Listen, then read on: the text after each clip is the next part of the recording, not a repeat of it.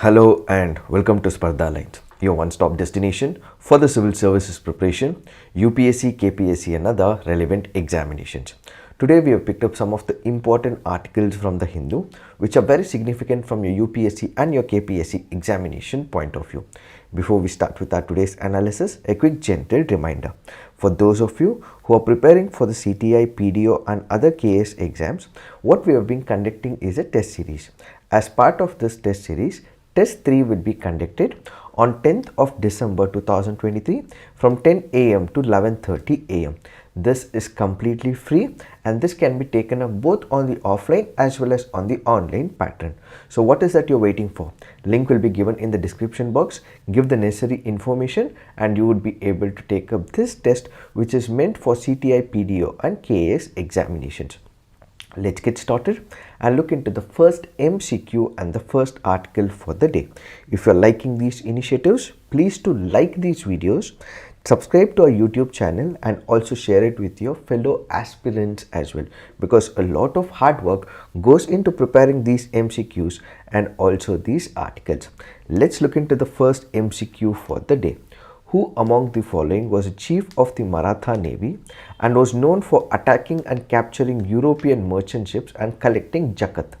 Kanhoji Angre, Dadoji, Manaji, Yesaji. The answer to this is Kanhoji Angre. Why have we taken this practice question? Because this article on the Hindu makes a reference to Navy Day and Prime Minister also speaks about Chhatrapati Shivaji Maharaj, and he also speaks about the achievements of the Indian Navy and the significance and the contributions made by Shivaji Maharaj and the Maratha Navy. And when we speak about Maratha Navy, one name that always we have to remember happens to be Kanhoji Angre. Who is Kanhoji Angre? He was the head of the Maratha Navy during those periods. So you had the Portuguese during those periods. You also had the Dutch as well. You also had the English Navy. To understand how well this navy operates and to make sure that these navy do not enter and interfere with the work of the Maratha Navy, one person whose name always resonates happens to be Kanhoji Angre. So he was the chief of the Maratha Navy and he was known for attacking and capturing European merchant ships and also collecting jakat. What is jakat here? Remember, there can also be another preliminary question with respect to jakat. Jakat happens to be the taxes that were collected by the Maratha Navy when other shipments used to come close by to the ports of the Maratha Navy. For example, if we see, this happens to be the coastal India. If any of the shipments of, let's say, the Portuguese or the Dutch or the English used to appear wherever the Maratha Navy operated, at that particular moment, what we had was imposition of a taxes called as jakat. So Kanhoji's naval prowess was so good that he was also able to attack them, he was also able to capture them, he was also able to impose taxes on them. And when we go back to the year 1729, there were as many as 80 ships in the regime of the Marathas. So we had 80 ships which were ultimately under the control of the Maratha. So the Maratha Navy was headed by Kanhoji Angre. And why do we celebrate the Navy Day? Every year what we celebrate is the Navy Day on 4th of December. Why? That is because it was on this day that we have the Indian Navy which destroyed the shipments of the Pakistan Navy and we were able to take control of our waters. So every year on December 4th, what we celebrate is the Navy Day, and this can also be a probable question in your preliminary examination. Now let's look into the next practice question. With respect to PC7 MK2, which of the following statements are correct? It is designed indigenously at HAL's Aircraft Research and Design Center. It has a range of 1200 km without external tank, which translates to slightly more than 4 hours of flying time. Which of the statements are correct with respect to PC7 MK2? The answer to this is 2 only. Why have we taken this practice question? Because this article on the Hindu makes a reference to Pilatus PC7 Mark II. So remember, we have the Pilatus PC-7 Mark II, which happens to be a training vehicle. What is a training vehicle? Let's say, for example, we have the huge jets, the military aircraft. These military aircraft, if a person has to understand initially, it will become a very cumbersome and a complex process. So what we have is a training aircraft that will be initially given to the pilots. So whosoever is starting off with their journey will be immediately taught with what is called as the training aircraft. So the training aircraft will not be as complex as the much complex one. So initially they'll be trained on these trainer aircraft, and ultimately they will be given the complex machines like the fighter aircraft, so on and so forth. So this Pilatus PC Mark II happens to be a trainer aircraft. So a trainer aircraft is much less complex than the actual aircraft, and at the same time they will flow, and when they are taken to the air they will be much slower as well compared to the other systems, and it will have less complex systems. They'll fly slower, and they would be able to recover from the spin as well, which is why they are called as the trainer aircraft. In what could be an unfortunate incident, 2 pilots have been killed in the IAF trainer aircraft crash in Medak, and that happens to be the Pilatus PC-7 Mark II.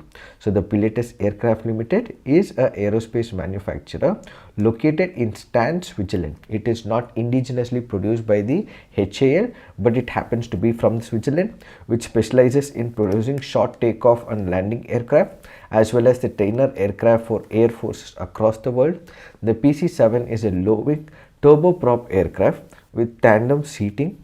While the original aircraft has been in service since 1970s, the Mark II version was introduced in the 1990s with a newer airframe and more advanced avionics. This is powered by Pratt & Whitney turboprop engine. It has a maximum speed of 412 km per hour. It can fly to a height of slightly more than 10,000 meters. It has a range of 1,200 km without external tank, which translates to slightly more than 4 hours of flying time. So these are some of the features of the Pilatus P7 Mark II. So it is not indigenously developed. It was developed in Switzerland, and ultimately it was taken over, that is, it was brought into India as well. These are some of the important pointers from the preliminary examination point of view. Now let's look into the next practice question and the article. Mount Merapi, recently seen in news, is part of which country? Japan, Indonesia, Philippines, Malaysia. The answer to this is Indonesia. Why have we taken this practice question? Because this article on the Hindu makes a reference to Mount Merapi volcano. Where is this Mount Merapi? Mount Merapi happens to be in the Java island of Indonesia. So remember, it is in Indonesia at this particular point. So there can be a possible question that Mount Merapi was recently in news. There was a large-scale volcano that erupted. Many people even passed away as well. There were economic losses that surfaced immediately. Where is this Mount Merapi? Mount Merapi is in the country of Indonesia. This is very, very important from your preliminary examination point of view. Now let's look into the next article. This article here is speaking about Michaung. We did discuss yesterday that Michaung happens to be a name which was given by Myanmar, which stands for strength. But what are we discussing today in our article? Today we will be discussing what is so unique about this Michaung. Michaung as something unique, or let's say for example special one, a cyclone which surfaced in the Indian Ocean. So what is so unique? Despite not having the conditions prevalent in the Indian Ocean for the formation of the cyclone and for the boost of the cyclone, for the wind speed of the cyclone, it has yet become a very devastating cyclone. So when we speak about cyclones, we have the cyclones that are formed, let's say for example during the period of April, May, June. During these periods, what you have is excessive temperature because we have the summer seasons, and during the summer seasons, what exactly happens? There is automatic heating of the surface, and as and when we have the automatic surface heating, that is the oceanic water, you have the temperature of about 25, 26, 27, 28 degrees centigrade, which happens to be one of the primary conditions for the formation of the cyclone. But at this particular period of time, during the period of December, we do not have excessive heat that is surfacing surfacing around the Indian Ocean region. So despite not much of the heat that is present, what we have is generation of the cyclone, and this cyclone, the IMD says it had initially predicted that it would remain a tropical cyclone with wind speeds of 62 kilometers per hour to 87 kilometers per hour, but it crossed Andhra Pradesh coast. The IMD upgraded to the intensity of a severe storm where the wind speeds have been 88 kilometers per hour to 166 kilometers per hour. So what this article says is that the Michaung, which happens to be a cyclone, ideally should not have been a severe storm because enough conditions were not present in the ocean. But despite the conditions not being present, what we have is a formation of the severe storm. So ideally it should have been a tropical cyclone, but now it has become a severe storm with wind speeds of about 88 km to 166 km per hour, and ultimately leading to a lot of devastation in and around Andhra Pradesh and also Chennai as well. So the above normal value of the heat index of the southern Andhra Pradesh coast led to the strengthening of the Michaung because there was sudden heat index which had increased in that particular period. What we have is the severe storm. Climatologically, above 5 cyclones develop in the North Indian Ocean basin, comprising the Bay of Bengal and the Arabian Sea every year. Of these, an average of 4 cyclones develop over Bay of Bengal and 1 over the Arabian Sea. However, Arabian Sea storms often reach higher intensities and carry the potential to cause widespread damage.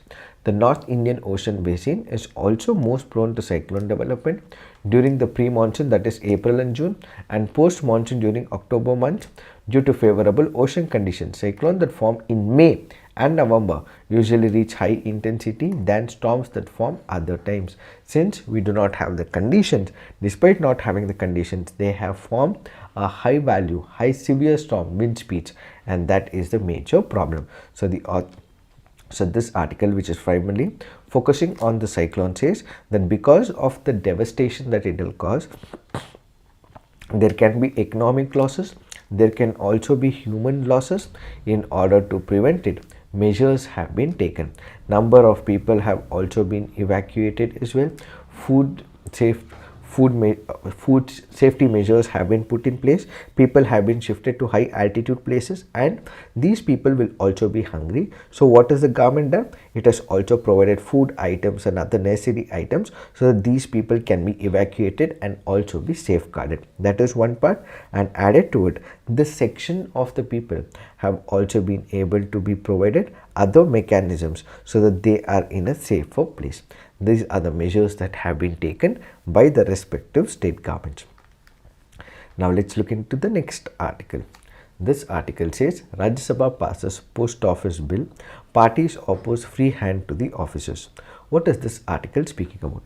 The article here is speaking about the post office bill of 2023. This post office bill will replace the Post Office Act of 1898. So the important factor is we have the post office bill which will replace the Post Office Act of 1898. So the post office services come under the union government. This can be a preliminary important question. Why does it come under the union government? That is because it is under the union list under the 7th schedule. So under the 7th schedule, it is in the union list, which is why the union government is able to make the laws. So if post related laws, who can make the laws? It is the central government. Why? Because it is in the union list in the 7th schedule. That happens to be the first preliminary factor. Why is this in use? That is because we have the Post Office Act of 1898. It will be replaced by the Post Office Bill of 2023. Now what we have to focus is on some of the important parameters. What are the important parameters? One, which are the authorities that are present? First point. Second, what are the highlights of this particular bill? Second. Third, what are the concerns associated with this particular bill? And fourth is the way forward. So the first important factor is that this will be replacing the Post Office Act of 1898. So it has been more than 100 years. So what we have is a replacement of an old law. So it is much needed because the old law did not take into present situation. So the new law is taking into the present circumstances and the situation and is coming up with a bill and the legislation. So the act, the original act, that is the 1898 Act, provides that wherever the central government establishes post, it will have the exclusive privilege of conveying letters by post as well as incidental services such as receiving, collecting, sending and delivering letters. The bill does not provide for such privileges. What does this mean? Let's say for example, we have the government of India establish a post in a particular locality. So when we have the Indian post which is established in that particular locality, it has to take, let's say for example, a parcel from source A and ultimately deliver it to the source B. So if this will be the exclusive domain of the Indian post according to the original act. But if you consider the bill, what exactly happens? This is not the sole prerogative of the institution, but this has also been privatized as well, which means to say the other private agencies will also be able to do similar kind of work. So there is no exclusive domain that is accorded to the government of India and the Indian post in the respective case. So when you consider the original act put on this restriction solely on the government of India and the Indian post. They would have exclusive domain and the jurisdiction to do all that has been envisaged under the original act. But in this particular case, it is not only the Indian post which will be able to do it, but you also have other mechanisms that have been established, the private agencies who can also participate in similar such roles. So for all the roles that have been designated for the Indian post, similar such work can also be done by other private agencies. That happens to be the first one. The Act as well as the bill provides for the appointment of the Director General of the Postal Services. So what we will have is an authority called as the Director General of Postal Services. Under the Act, the Director General has powers to decide the time and the manner of delivery of the postal services. The bill provides that the Director General may make regulations regarding any activity necessary to provide services. For example, the Act provides the skeletal structure, but when it comes to how the delivery has to happen, who will ensure that this delivery happens in an efficient manner, so what we require is the rules, and these rules will be provided by the Director General of Postal Services. So the rules governing this entire structure, how a parcel has to move from one place to another, will ultimately be decided by the Director General of Postal Services. So he will have powers to make regulations. Let's say for example, the tariffs, what amount of taxes will have to be imposed, who will be supplying the postal stamps, all of these will be decided by the Director General of Postal Services. And do remember, when it comes to the postal services, there can be parcels which will be sent from one place to another. What if there is a parcel which has some substance which can be detrimental for the security of the country? What if there are some detonating substances that are present?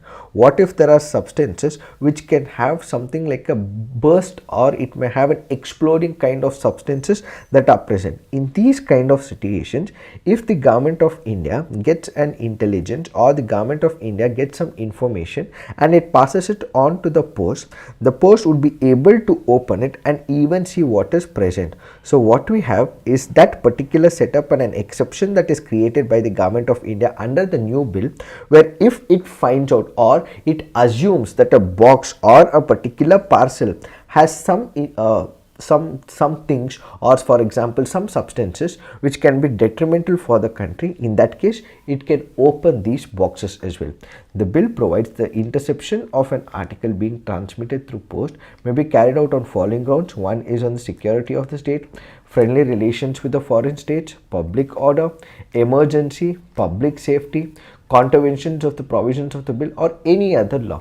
So an officer empowered by the central government through a notification may carry out this interception. So if this is a parcel that the Indian posts have got and they feel that this could be a possible threat, they can open this box, the officer can open this box and ultimately see what is present in this particular box, and this ultimately raises couple of issues that this article and is voiced by the opposition as well. So the first is, whenever you're intercepting, let's say, a parcel or a box, in that particular case, how do you get the information? So lack of safeguards, for example, you just open the box, it ultimately means you're also violating someone else's freedom of speech and expression, and it also means that you're violating the right to privacy of an individual. What if it is to do with that particular person, something intricate to that person? If you happen to open the parcel, is it not violating the privacy of an individual? And privacy of an individual is also guaranteed under Article 21 of the Indian Constitution, which speaks about the privacy, and this was also reaffirmed by the Puttaswamy judgment as well.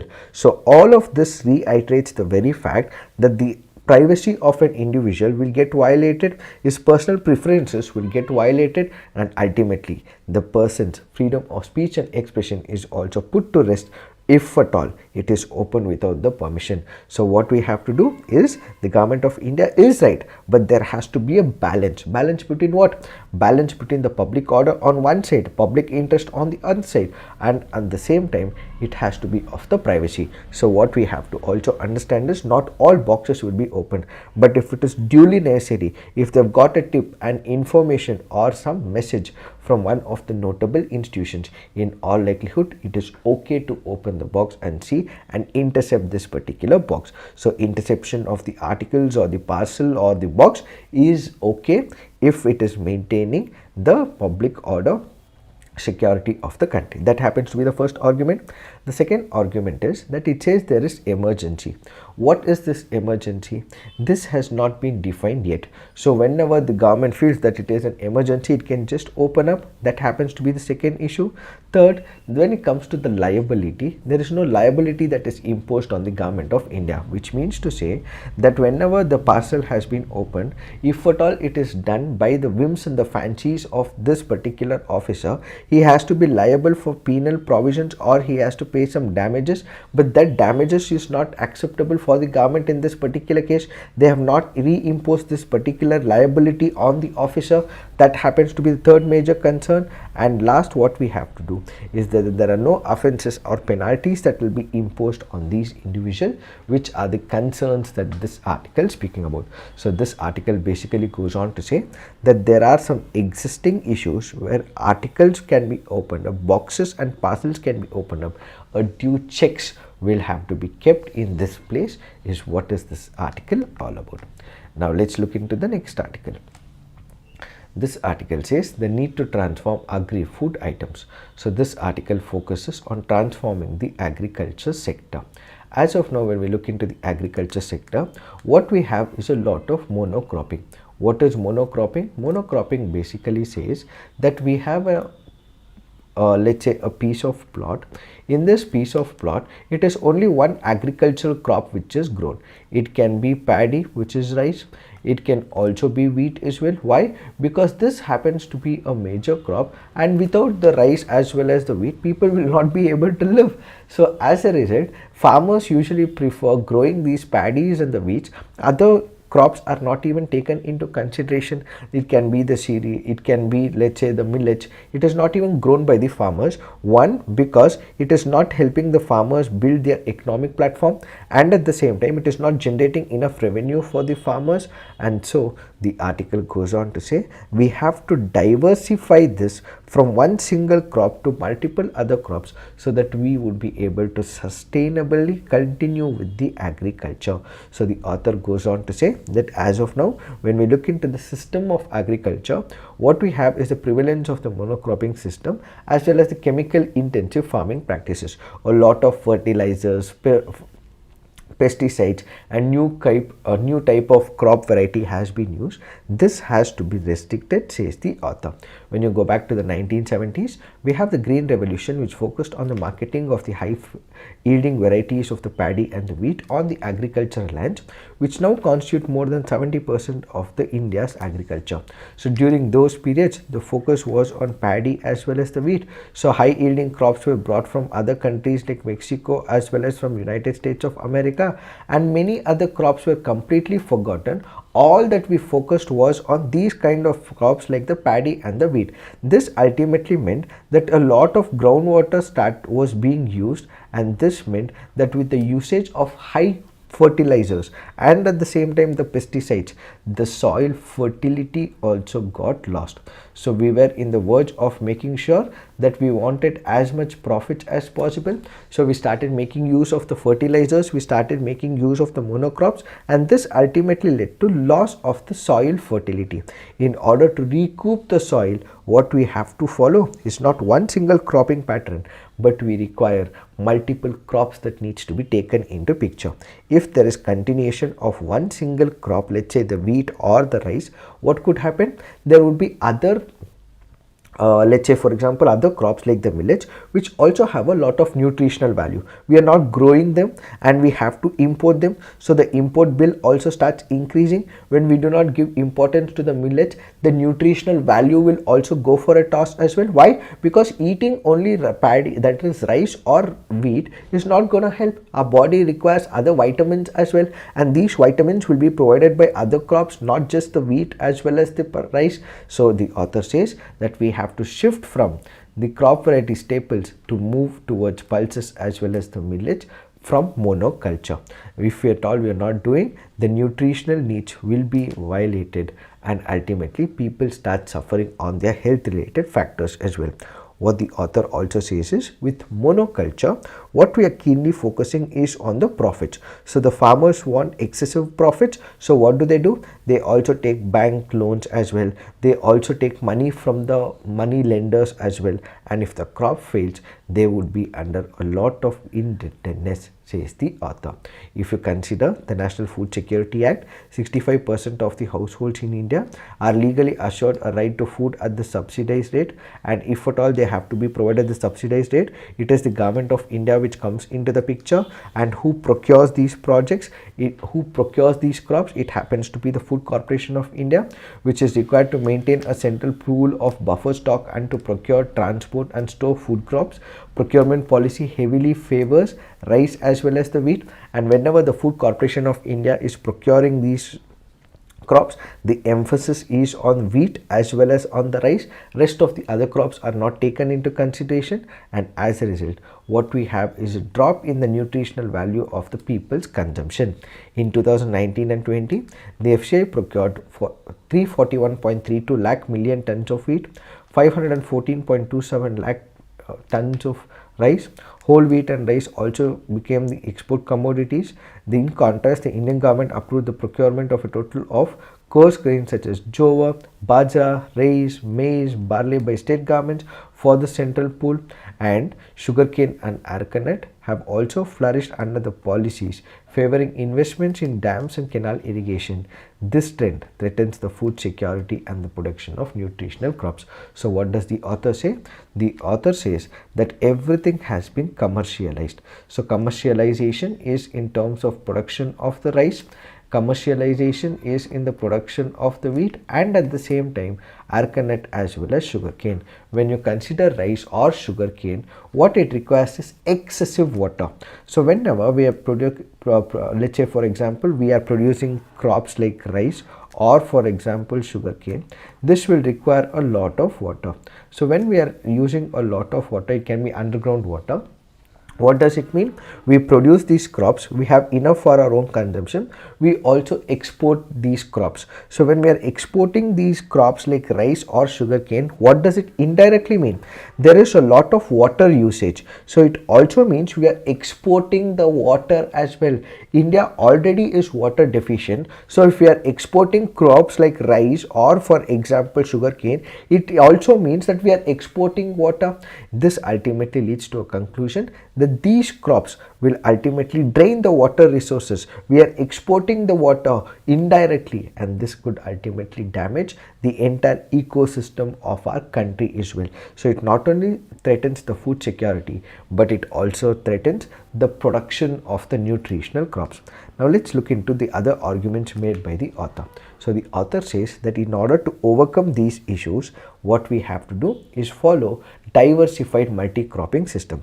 In a same piece of plot, what we have to do is come up with compartments and then raise couple of other crops. One such example the author takes into picture is called as Akkadi Salu in Karnataka, involving intercropping with a combination of legumes, pulses, oilseeds, trees, shrubs and livestock. So in a same piece of plot, what we have to do is divide the piece of plot so that we can have all types of crops. This approach enables cash provision for commercial crops, food and fodder production, offers ecosystem services such as nitrogen fixation, pest traps and supports local biodiversity. They collectively contribute to improving soil health as well. Millets, whose yield per hectare is comparable to those of rice and wheat, are also more nutritious, grow in semi-arid regions, and the burden of groundwater will also drop as well. So in order to move away from this monoculture to multiculture, what we have to create is an awareness. So this transition has to be a systematic one, because farmers will not all of a sudden move from monocropping to multi-cropping. So what we require is a lot of awareness that has to be given to the farmers. For instance, if we have to move from chemical intensive practices to non-pesticide management, then adopting natural farming practices can reduce the input cost. Then we can also incorporate livestock and the poultry, and we should be collaborating with institutions, policymakers and social groups to articulate economic incentives. So if the government can offer economic incentives to these kind of farmers, they would ultimately start moving from the monoculture, that is rice and wheat, to multiple other areas of cropping. For example, it can be the millets, it can be the bajra, jowar, so on and so forth. So if incentives is provided by the